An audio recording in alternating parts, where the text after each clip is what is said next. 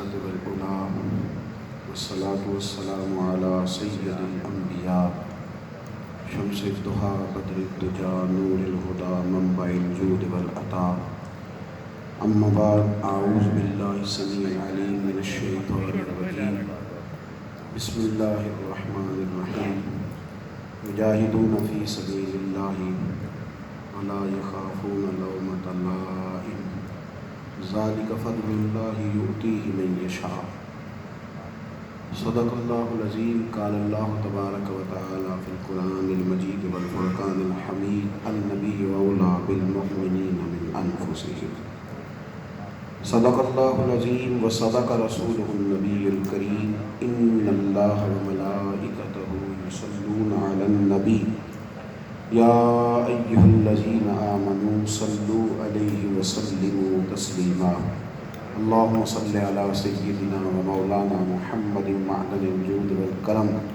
وآلہ وصحبہ وبارک وسلم. سارے حضرات درود شریف پڑھیے. سارے حضرات پڑھیے.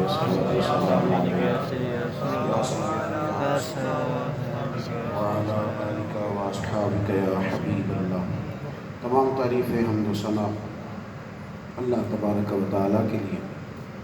درود و سلام نبی اکرم نور مجسم شفیع معظم احمد مجتبیٰ جناب حضرت محمد مصطفیٰ صلی اللہ تعالیٰ علیہ وسلم کی ذات والا صفات کے لیے حمد و سلام کے بعد زہد الانبیاء شیخ الاسلام والمسلمین حضرت بابا فرید الدین مسعود گنج شکر رضی اللہ تعالیٰ عنہ کی عرس مقدس کی خوبصورت تقریبات میں آج اس نشست میں ہم حاضر ہیں.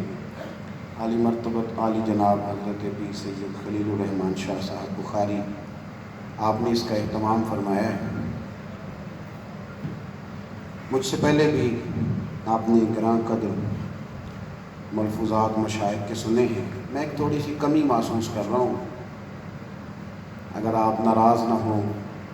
یہ صوفیاء کی بزم ہے تو خاصا ماحول شاندار ہوتا ہے, اس میں درد ملتا ہے, سوز ملتا ہے. اگر آپ تھوڑا متوجہ ہو کے بیٹھ جائیں, اس کو بے ادبی نہ محسوس کریں, تو یہ ظاہر ہے کوئی میٹنگ ہال تو ہے نہیں کہ ہم ایک دوسرے سے بات چیت کر رہے ہیں. ظاہر ہے بابا صاحب کا اس سے الفیض لینے کے لیے آئے ہیں. تو اگر اس کا انداز وہی ہو جائے, میں زیادہ لمبی بات نہیں کروں گا, کوشش کروں گا ایک ہی آنسو میں کہہ جاؤں گا میں دل. طوفان بیجا لانے سے بھی چشم فائدہ, دو اشک ہی کافی ہیں اگر اثر کریں تو. پر وہ تھوڑی سی جو بے قراری ہے دائیں بائیں آنے جانے کی, اس سے اگر تھوڑی دیر کے لیے ایک چھوٹے آدمی پہ شفقت کی جائے اور تھوڑا وقت دیا جائے تاکہ میں کچھ باتیں آپ سے کر سکوں, اللہ آپ کو بہترین جزا عطا فرمائے. اب ایک دفعہ پھر سے درود شریف پڑھ لیجیے. الصلاۃ والسلام علیک یا سیدی یا رسول اللہ وعلی آلک واصحابک یا حبیب اللہ. عالی مرتبہ حضرات, قرآن مجید فرقان حمید کی میں نے جو آیہ کریمہ تلاوت کی ہے, اس میں اللہ کریم نے فرمایا اپنے بندوں کی تعریف کی. ارشاد فرمایا جا رہا ہے کہ یجاہدون فی سبیل اللہ, اللہ کے راستے میں جہاد کرتے ہیں. قرآن مجید کے الفاظ پر توجہ فرمائیے گا. کہا یجاہدون فی سبیل اللہ, وہ اللہ کے راستے میں جہاد کرتے ہیں, کوشش کرتے ہیں, جد و جہد کرتے ہیں. پھر لوگ انہیں برا بھلا کہتے ہیں. یہ راستہ اتنا صاف ستھرا نہیں جتنا آج کل لوگوں نے سمجھ لیا ہے. یہ کوئی پروٹوکول کی بات ہی تو ہے نہیں, توجہ میری طرف رکھیے گا. یہ تو راستہ ہے بڑا پرخار.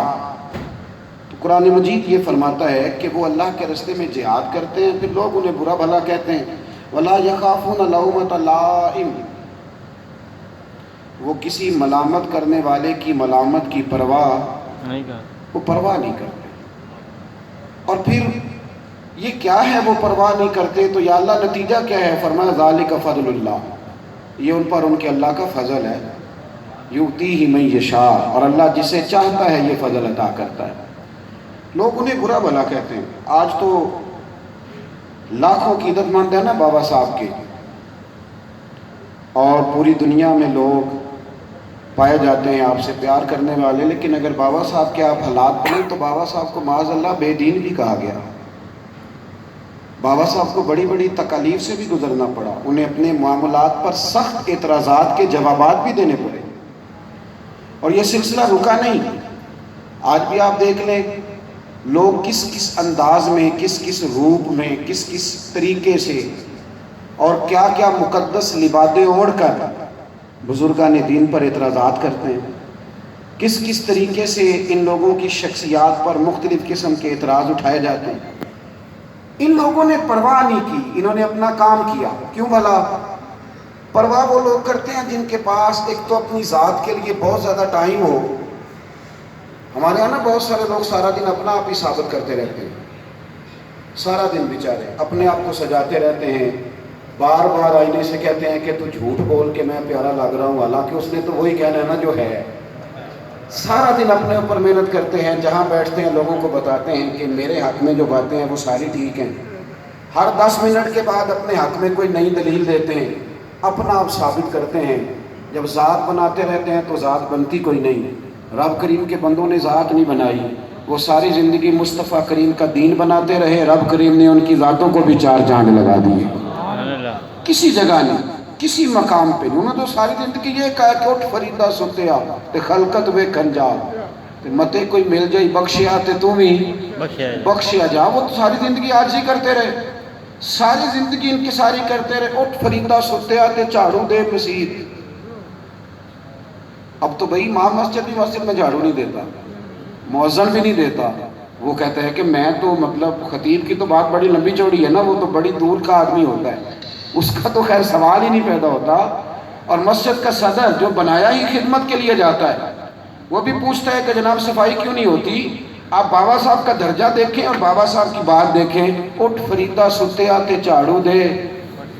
یعنی بابا صاحب اتنے بڑے صوفی ہو کے جن کے غلاموں میں حضرت صابر پیا جیسے لوگ ہوں اور جن کے غلاموں کو محبوب الہی کہا جائے، وہ اپنا وظیفہ کیا بتاتے ہیں کہ اٹھ فریدہ ستیا تے جھاڑو دے مسجد، تو ستیں تے رب جاگدا تیری ڈاڈے نال پرید۔ بھائی یاد رکھیں، ایک تو ذات نہیں بنائی، پھر کوئی تانا دے، کوئی کچھ کہے، پھر اس بات کی ذات ہی بہت بڑا مسئلہ ہے۔ سارا دن اپنے آپ کو سجاتے رہتے ہیں، اپنے حق میں دلائل دیتے رہتے ہیں۔ رب کریم کے بندوں کی ذات نہیں ہوتی، وہ اتنی غلامی کر ہی نہیں سکتے تھے۔ بابا صاحب جب رہتے تھے نا دلی میں خواجہ قطب صاحب کے پاس، تو ایک شخص بڑی دور سے آیا، اس نے پوچھا کہ حضرت صاحب میں نے فلاں محلے میں جانا ہے، تو آپ کو پتہ ہے وہ کہاں پہ ہے؟ یہ عقل مندوں کا دور ہے، ہر بات پہ اعتراض ہے، ہر بات پہ شکوہ ہے، دین پر عمل نہیں کیا جاتا، دین کو ڈسکس کیا جاتا ہے، بحث ہوتی ہے۔ یکم محرم سے 10 محرم تک یہ بحث ہوتی ہے کہ امام حسین کی نیاز پکانی چاہیے کہ نہیں پکانی چاہیے، اور جس کی پچھلی ساری پشتیں میلاد منا رہی ہیں نا، وہ بھی ہر ربیع الاول پہ دلیل پوچھتا ہے کہ منانا چاہیے کہ نہیں منانا چاہیے۔ وہ خدا کے بندے، اب تو یہ پوچھا کر کہ جھنڈیاں لگانے سے پہلے وضو کرنا ہے کہ نہیں کرنا، اب تو یہ پوچھا کر کہ امام حسین کی نیاز پکانے سے پہلے کپڑوں کو خوشبو لگانی چاہیے کہ میلے کپڑوں سے بھی نیاز پک جاتی ہے۔ اب تو یہ پوچھا کر، عقیدت کا رستہ اختیار کر۔